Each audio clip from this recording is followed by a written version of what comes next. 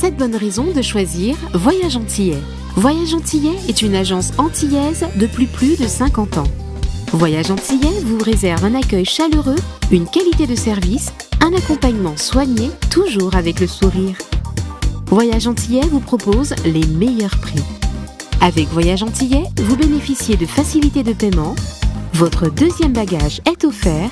Voyage Antillais, c'est 2 agences en Île-de-France qui relient les Antilles à Paris. Voyage Antillais, nous là pour faire voyager. Guadeloupe, actualité. Ce soir, je reçois, je dirais le maire de la commune de Trois-Rivières, mais sur ce plateau, nous parlerons spécialement du SMGEAG, puisqu'il est le président démissionnaire de ce syndicat. Alors avec lui, nous essaierons de faire toute la lumière sur cette affaire, puisque vous, Guadeloupéens, vous vous posez des questions et il est là pour y répondre. Jean-Louis Francisque, merci d'être avec nous et surtout merci de vous adresser aux Guadeloupéens, puisqu'on sait que le sujet de l'eau, c'est un sujet qui concerne tous et c'est un sujet aussi, je dirais, qui passionne mais surtout qui inquiète. Alors, est-ce qu'aujourd'hui on peut dire, et j'irai franco, que votre démission s'inscrit dans un sentiment de ras-le-bol, d'échec, d'isolement, d'impuissance, et j'aurais pu rajouter encore beaucoup de mots à cela. Comment est-ce que vous avez, en tout cas, qu'est-ce qui a motivé cette décision? Alors déjà, bonsoir à Yves Boissé, bonsoir à Naldis, bonsoir à la Guadeloupe. En effet, il était important, après une décision prise par moi, donc de démissionner de cette fonction de président au SMGEAG, de venir s'expliquer et d'expliquer à la Guadeloupe les raisons qui ont motivé mon choix. Donc il faut savoir que nous avons démarré ce syndicat au 1er septembre 2021, et je le répète, comme nous l'avons toujours dit, donc c'était une situation totalement compliquée et inédite. Parce que la préfiguration, c'est-à-dire que les personnes qui étaient désignées pour préparer le démarrage du syndicat ont failli. Ont failli en quoi? Parce que les choses n'avaient pas été anticipées, aussi bien d'un point de vue financier, il n'y avait aucune finance de prévue, même si dans un budget, on prévoyait des dotations du département, de la région et des EPCI. Au 1er septembre, c'était des compteurs à zéro. Au 1er septembre, c'était aussi un personnel qui était transféré sans pièce administrative, c'est-à-dire des transferts non opérés ou mal opérés, alors qu'il fallait gérer aussi bien du privé et du public. Et au 1er septembre, parmi les opérateurs, des opérateurs nous ont laissé des véhicules hors d'usage sans pouvoir disposer des moyens pour travailler pour la population. Et malgré cela, je l'ai toujours dit, je remercie encore une fois. Si le syndicat existe, c'est grâce aux entreprises guadeloupéennes. Elles se reconnaîtront. Elles ont accepté d'assurer des missions pour le syndicat au profit de la Guadeloupe, alors qu'elles ne savaient même pas comment elles allaient être payées. Et à ces chefs d'entreprise, à ces Guadeloupéens qui nous écoutent ce soir, je leur dis merci. Après toutes ces années, quand on regarde, un chemin a été parcouru. 3 ans? 3 ans, oui, parce que la question de l'eau ne date pas depuis 3 ans. Je l'ai toujours dit, la question de l'eau, depuis quand j'allais au lycée Gerville-Riache à Basse-Terre, il y avait des barrages, il y avait des protestations de la population parce qu'il n'y avait pas de réponse. Après 3 ans, oui, avec nos partenaires que sont la région, le département, l'État, les moyens ont été mis sur la table pour nous permettre de pouvoir commencer à apporter des réponses. C'est ainsi que dans des secteurs, vous pouvez prendre des secteurs dans toutes les communes, il y a des personnes, et je le dis face à la Guadeloupe, les yeux dans les yeux, il y a des personnes en Guadeloupe qui n'avaient pas cette eau précieuse. Et depuis 2021, après l'action du syndicat, ces personnes ont de l'eau aujourd'hui. Alors certains disent oui, puisqu'on vous a entendu un petit peu à droite et à gauche, vous avez dit que vous êtes satisfait de votre action. Alors, avec le recul, Jean-Louis Francisque, honnêtement, est-ce que vous vous dites que vous avez eu tort d'assurer la présidence de ce syndicat? Tort. Lorsque vous prenez tous les paramètres, lorsque vous les analysez, est-ce que vous êtes arrivé à cette déduction? Je suis un homme d'engagement. Et je m'adresse là aussi à mes collègues politiques ou aussi aux autres collègues experts. Nous sommes des hommes d'engagement. Je viens de vous dire, depuis les années où j'allais au lycée, il y avait des barrages, des protestations, des contestations, une population en souffrance. C'est vrai que j'aurais pu faire comme d'autres, c'est-à-dire à se dire que le chantier était difficile. Le chantier, il fallait le relever. Il a été pris en 2021, il a été pris dans des conditions totalement difficiles. Et ce que nous pouvons quand même déplorer, c'est vrai que bon nombre d'élus, bon nombre ont compris qu'il fallait quand même agir parce que la population est en souffrance.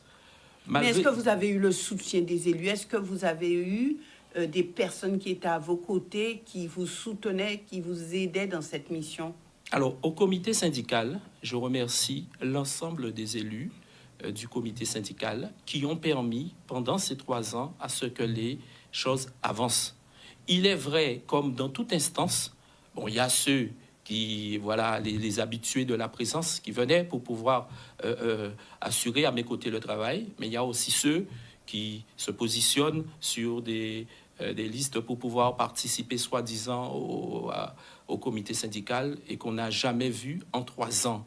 Et quelquefois, ce sont ceux-là, malheureusement, qui venaient sur vos plateaux, qui se permettent d'aller sur les zones pour parler fort. Ou c'est ce qui est un peu dommage. Mais sinon, les élus, oui, sont venus. Nous avons toujours eu à nos côtés la région, nous avons toujours eu à nos côtés le département, qui sont des collectivités responsables sur notre territoire et qui, elles aussi, ont compris qu'il fallait accompagner le syndicat. Donc tout n'a pas toujours été facile parce qu'au syndicat, il y a des combats tous les jours. Des combats... contre les hommes? Alors, avec les hommes et contre les hommes, parce que nous sommes Guadeloupéens, il faut travailler ensemble. J'ai toujours parlé d'équité sur le territoire, j'ai parlé d'investissement équilibré sur le territoire, mais il faut qu'on se le dise, en Guadeloupe, par moment, c'est chacun qui tire la couverture à soi. Et quand on dit cela, ça veut dire quoi? Mais vous vous retrouvez, par rapport à la question de l'eau, avec des territoires plus sinistrés que d'autres.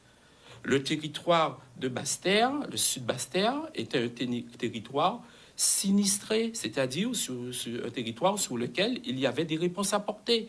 Il y a une partie de la Grande Terre qui s'est trouvée aussi lésée, pour laquelle nous portons les réponses actuellement. Toute la partie zone Sainte-Anne-Saint-François, sur laquelle aujourd'hui des travaux importants sont programmés. Tout ceci pour porter des réponses. Mais est-ce qu'on peut dire que ce syndicat dysfonctionnait? Alors, c'est un jeune syndicat. Je viens de vous dire que la préfiguration, ceux qui auraient dû anticiper les chantiers, le chantier du personnel, le chantier administratif, le chantier technique, le chantier financier, ces chantiers n'ont pas été menés. Qui devait le faire? Il y a une préfiguration. Je rappelle que la loi du 29 avril 2021 qui a décidé de cette mise en place du syndicat au 1er septembre, il était sûr de savoir qu'entre le 29 avril et le 1er septembre, que nous n'aurions pas les possibilités de pouvoir préparer le tout. Donc, tout n'a pas été préparé. Il fallait tout faire au 1er septembre. Nous avons dû, autour du 14 septembre 2021, procéder à l'identité juridique du syndicat.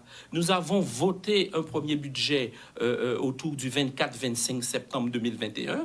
Et quand ce premier budget a été voté, oui, en budget, on est bon, mais en trésorerie, c'est grâce au département de la Guadeloupe, c'est grâce à la région de la Guadeloupe qui ont mis leurs premières subventions, et c'est ce qui a permis de payer les salaires et de commencer à payer les entreprises qui avaient porté des réponses à la Guadeloupe. Alors pourquoi est-ce que monsieur le préfet a demandé plus de transparence au niveau de la gestion du syndicat?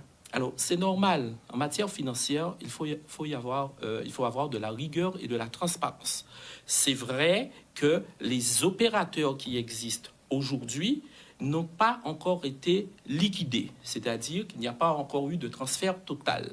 Les transferts qui ont eu lieu en 2022, en septembre 2022, c'était des transferts bancaires, c'est-à-dire tout ce qui concernait la partie bancaire. Les crédits en cours ont déjà été pris en compte au niveau du syndicat, mais la liquidation des opérateurs n'a pu se faire. Donc, quand nous avons démarré en septembre 2021, on a démarré avec un budget qu'il a fallu créer, financier. On a démarré avec les premières subventions qui arrivaient. Et c'est sûr que entre l'année 2021 et l'année 2022, c'est vrai qu'au niveau comptable, des écritures n'avaient pas encore peut-être été passées normalement. Et ça a été les alertes du CSN qui a valu ces premiers courriers autour du mois de juin 2024. Voilà. Alors, qu'avez-vous à répondre? Là, nous irons franco, Jean-Louis Franciscain, oui, à ceux qui parlent d'opacité et d'incompétence au niveau du SMGEAG. Qu'avez-vous à répondre à ces personnes? Donc moi, ce que je dis, je m'adresse encore à la Guadeloupe ce soir, je sais qu'en Guadeloupe, qu'il y a beaucoup d'experts. Même chez vous, les journalistes, il y a beaucoup d'experts. Donc, ce qui veut dire, ce sont des personnes, certes, qui doivent avoir une vision et qui doivent avoir une maîtrise du sujet. Quand il y a une difficulté aussi importante par rapport à la gestion de l'eau, quand il y a une situation où des réponses doivent être attendues, mais nous demandons qu'une chose, que ces experts sortent de leur petit confort et viennent porter leur contribution à la Guadeloupe. C'est ce que nous demandons, pas qu'il y ait des donneurs de leçons. Donc après, certains vont nous dire que nous sommes des politiques, nous sommes là pour porter des réponses. Oui, nous portons les réponses avec, bien entendu, les moyens qui sont à notre disposition, qu'il s'agisse de moyens financiers, de moyens humains. Et quand je dis moyens humains, ça veut dire quoi? Il y avait 5 opérateurs. Et c'est avec des hommes et des femmes qui travaillent avec des qualités, mais aussi avec, certes, des points à améliorer. Et quand vous additionnez tout ceci, vous démarrez un syndicat, vous démarrez avec les forces que vous avez avec vous. Et je remercie là l'ensemble des directeurs du syndicat mixte, parce que cela n'a pas été facile aussi moralement pour ces personnes. Il y a, oui, des collaborateurs, ils se reconnaîtront, engagés, qui veulent faire avancer le syndicat, mais comme partout, vous pouvez vous retrouver aussi, quelquefois, avec des collaborateurs moins motivés et pour lesquels il va falloir un petit peu qu'ils recollent au peloton parce que la Guadeloupe attend une réponse. Mais je peux dire que depuis 2021, des réponses ont été portées. Oui, elles ont été portées. Nous recevons, et depuis que j'ai démissionné, même avant, nous recevons des appels, des messages de la population, de ceux et celles qui ont obtenu des réponses qui nous disent merci.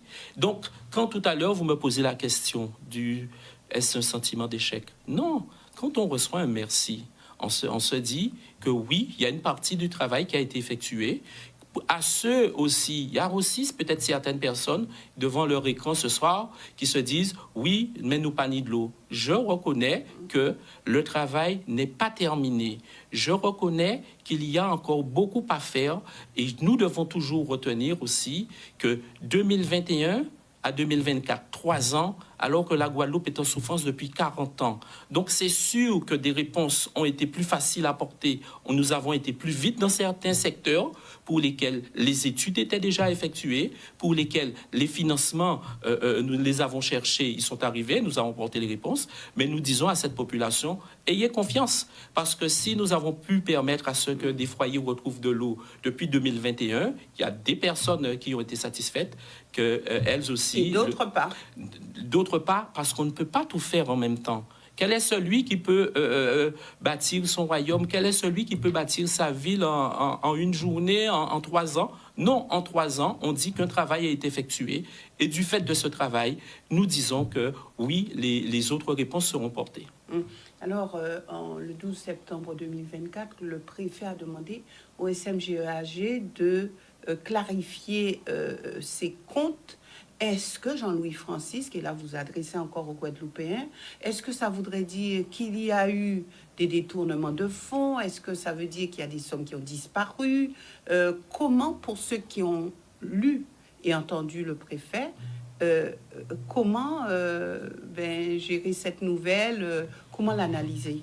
Alors, je déclare devant la Guadeloupe qu'il n'y a eu aucun détournement, aucune malversation s'agissant des fonds. Il s'agissait d'écriture comptable. Donc, il faut faire une différence entre la partie comptable et la partie financière d'un établissement. C'est vrai que sur la partie comptable des opérations donc, qui étaient en attente ou qui avaient été mal passées sur les années 21-22, il est tout à fait normal que le préfet et le CSN, la commission de suivi nationale, celle qui confirme le versement de subventions, puissent faire des alertes parce que il y avait des opérations qui étaient en attente. Mais après cela, un plan d'action a été transmis au CSN, apprécié par le préfet, qui, dans son communiqué lui-même, disait que les éléments qui ont été communiqués par le syndicat sont de bonne facture, vont dans le bon sens, qu'il y a encore d'autres opérations à régulariser. Et de ce fait, il décide de redonner la subvention, déjà une partie, déjà 3 millions. D'autres livrables seront en cours pour que les autres sommes puissent arriver. Ça, c'est le message. C'est le message, pas autre chose. Quand des experts journalistiques ou d'autres experts de la société viennent dire oui mais, non, le message est celui-là. La commission de suivi national a suspendu les subventions à un instant T. Elle a obtenu un plan d'action cohérent, un plan d'action qui donnait des justifications et des justificatifs aux opérations comptables. Et par conséquent, quand la commission de suivi décide de reverser les fonds et de dire qu'elle continuera à accompagner le syndicat mixte à mesure que les livrables lui soient transmis, nous nous arrêtons sur cette bonne décision parce qu'à un instant T, en août 2024, elle n'avait pas les éléments et elle avait suspendu. Aujourd'hui, on ne peut pas venir... en clair, Jean-Louis Francisque n'a pas pris l'argent du SMGEAG pour mettre dans sa poche. C'est ce que vous êtes en train de dire. Excusez-moi, je dirais simplement 48 millions. Vous n'êtes pas à 48 euros, nous ne sommes pas à 480 euros, nous ne sommes pas à 4 800, ni à 48 000, ni à 4 millions. 48 millions. Comment est-ce possible? Il faut que nous puissions délivrer un message clair et transparent à cette population. Ce sont des erreurs comptables, ce sont des écritures comptables. Oui, la personne qui a donné l'alerte, les instances publiques ont alerté. Les instances publiques qui ont alerté disent qu'aujourd'hui, qu'ils ont eu des éléments, que les choses s'améliorent, et nous, on veut continuer à dire autre chose. Là, nous disons qu'au niveau du SMGEAG, il y a 2 gros chantiers. Le chantier comptable en est un, et c'est la raison pour laquelle, depuis le 14 octobre, nous avons un nouvel agent comptable. Donc l'agent comptable est là pour venir de s'assurer des opérations, des actions et opérations d'un point de vue financier, et s'assure, avant de pouvoir mettre en paiement, de la justification et que ces éléments soient en cohérence. C'est ça. Et donc, aujourd'hui, on ne peut pas dire autrement. Je sais que la question de l'eau a toujours passionné les Guadeloupéens. Et surtout se colle à la question de l'eau, oui. L'aspect financier, vous savez, quand c'était le SIAC, ce qui a été dit, ce qui a été fait. Donc, c'est toujours une histoire d'argent. Mais nous comprenons, mais une histoire d'argent. Francisque Jean-Louis s'adresse à la Guadeloupe, dit que c'était une mission, parce que je l'ai toujours pris comme une mission. Jamais comme une fonction, comme un poste, c'est une mission. On est en mission en ce que nous faisons. C'était une mission totalement bénévole. C'est-à-dire qu'aucun versement, aucun virement, aucun paiement n'est sorti du SMGEAG pour alimenter quel que soit mon compte. Aucun. C'était une action bénévole. Et même quand je le dis, bénévole, vous allez retrouver encore quelques petits ou grands experts qui diront « Non, c'est pas vrai, je dis ». Et je mets au défi l'expert de Guadeloupe qui viendrait démontrer que j'ai perçu une quelque somme du SMGAG. Et il en est de même pour les élus. Ce sont des missions bénévoles. Pourquoi? Et s'il y a quelque chose où je remercierai le législateur, je remercie le législateur d'avoir fait de cette mission une mission bénévole. Parce qu'à l'heure où je parle, je ne dois rien à personne. Ça, c'est important. Hein? Donc, mission totalement bénévole. Alors, vous allez me dire, mais pourquoi vous l'avez fait? J'allais le dire. Je suis un Guadeloupéen, et même mes opposants politiques de Trois-Rivières, ils n'ont cessé de dire, oui, c'est pour des mandats, c'est pour des mandats. J'ai démontré, et que celui qui veut relever le défi le fasse, j'ai démontré qu'il était capable d'avoir des missions discréditantes, des missions méprisantes, sans avoir aucune indemnité. Et je suis fier d'être Trois-Rivierien, fier d'être Guadeloupéen pour pouvoir l'affirmer, parce que j'aurais voulu voir, c'est vrai, ce n'est pas pour pouvoir défier quiconque, mais j'aurais bien voulu voir celui qui viendrait prendre cette mission discréditante. Alors, justement, après vous, qui viendra? Mais après moi, je ne suis pas le seul Guadeloupéen. Il y a des Guadeloupéens engagés qui veulent relever le défi. Malheureusement, avant nous, c'est vrai qu'il y a eu des exemples, aussi bien sur l'eau. Vous avez entendu toutes les histoires sur l'eau, avec des consommations excessives, avec des excès à un certain niveau. Il n'en était pas question au SMGAG. Nous faisions notre mission en totale simplicité parce que nous savions que derrière, le plus beau résultat, c'est de savoir qu'aujourd'hui, des personnes nous disent merci, mais à celles aussi. Il ne faut pas qu'on se gargarise avec le merci. Il ne faut pas qu'on se gargarise avec le satisfecit. Parce que là, on va se dire, oui, il pense que tout est beau. Parce qu'il y a eu beaucoup de critiques sur la gestion du SMGAG, et dès le début. Mais c'est normal. Cela n'a pas été préparé, je vous dis. Cela n'a pas été préparé et il y en aura encore. Il y aura encore d'autres éléments qui remonteront sur la partie technique. On dira, oui, on n'a pas été assez vite. Là, le SMGAG a mis en place un plan pluriannuel d'investissement accéléré pour se dire, on fait de notre mieux pour qu'en 2025, qu'il n'y ait pas de tour d'eau. C'est vrai qu'aujourd'hui, les personnes qui ont déjà des réponses, on ne les entend pas, ou bien quand nous les entendons, elles sont dans la discrétion, oui, pour nous dire merci, mais c'est vrai aussi, celles qui n'ont pas encore de réponse, voilà, en tout cas, on les entend un peu plus. Quelque part, vous étiez arrivé au bout du bout avec le SMGAG. Je parle de manière personnelle. De manière personnelle, oui. Je crois que j'avais déjà réalisé une partie du travail. Je pense que là maintenant, avec d'autres élus, des réponses continueront d'être portées. Je dis que oui, aujourd'hui, j'ai d'autres missions. J'ai effectivement cette commune de Trois-Rivières. C'est la population de Trois-Rivières. Celle qui m'a mise en place, celle qui m'a permis d'être maire. À cette population, oui, nous avons déjà commencé à travailler, nous avons déjà commencé à apporter des réponses, aussi bien sur l'eau. Quand je vois que le conseiller départemental de Trois-Rivières dit que c'est un échec, cher conseiller départemental, sache que quand les secteurs de Selcher, Bas-Selcher, Chemin Neuf, Cacaoyer, le Bourg et d'autres secteurs, le Carbet, Dugommier, la Violette, quand ces secteurs m'appelaient tous les jours en souffrance, qu'ils n'avaient pas d'eau et que depuis quelque temps, plusieurs d'entre eux ont pu obtenir des réponses, et aujourd'hui, certains me disent merci. Je dis qu'un travail est effectué. Je dis que... On vous a quand même donné plus de coups de bâton qu'on ne vous a offert des roses. Oui, mais vous savez que dans la vie, c'est parce qu'on vous donne des coups de bâton que vous savez que vous faites du bien. Parce que à ceux que vous faites du bien, le plus souvent, c'est vraiment ceux-là qui vous donnent des coups de bâton.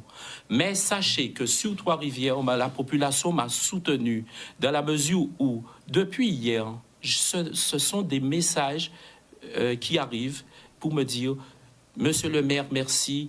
Félicitations pour le travail. Il y en a qui ont quand même dit, Jean-Louis Francis, que ça fait longtemps que vous auriez dû jeter l'éponge. Oui, ça aussi, il faut le dire. Des petites mamies qui me regardent encore ce soir, qui me disent, et j'utilise ce mot, elles se reconnaîtront, c'est un cadeau empoisonné au pâté d'oie de praigne. Oui, c'est vrai, mais je dis que sur Trois-Rivières, le surpresseur de la Plaine, apporter des réponses dans le secteur. Je dis que sur Trois-Rivières, près de 10 km de réseaux ont pu être renouvelés avec l'aide des partenaires que sont région, État, département. Oui, je dis que sur Trois-Rivières, le nouveau captage de l'Ermitage qui a permis d'augmenter le nombre d'abonnés bien desservis en eau. Je dis que sur Trois-Rivières, oui, des réponses ont été portées et c'est seulement ceux qui veulent continuer à écraser Trois-Rivières qui diront que rien n'a été fait sur notre commune. Donc et que rien n'a été fait sur la Guadeloupe. Maintenant, place aux prochaines élections municipales.